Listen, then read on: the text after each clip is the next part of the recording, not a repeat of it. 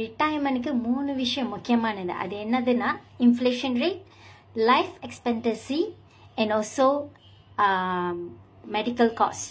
So இந்த 3 விஷயமும் ரொம்ப ரொம்ப முக்கியமானது. இன்ஃப்ளேஷன் ரேட்னா என்னங்க, 20 வருஷம் முன்னுக்கு 50 வழியில் ஒரு ட்ரோலி நிறைய அவங்களால ஜாமான் வாங்க முடியும். அதே 50 வழி இப்போது ஒரு 3 ஜாமான் இல்லாட்டி 2 ஜாமான் தான் வாங்க முடியும். ஓகே, அதுதான் இன்ஃப்ளேஷன் ரேட். அப்போனா நம்ம வேல்யூ ஆஃப் த மணி வந்து குறைஞ்சிருக்கு. ரெண்டாவது என்னதுன்னா எவ்வளோ நாளைக்கு. ஓகே, இப்போ எனக்கு வந்து 40 வயசுனா இன்னொரு 30 வருஷமோ இல்லாட்டி 40 வருஷமோ இருக்க போகிறேன்னா அதுக்கு உள்ள ரிட்டையர்மெண்ட் பிளான் நம்ம வந்து வச்சுருக்கணும்.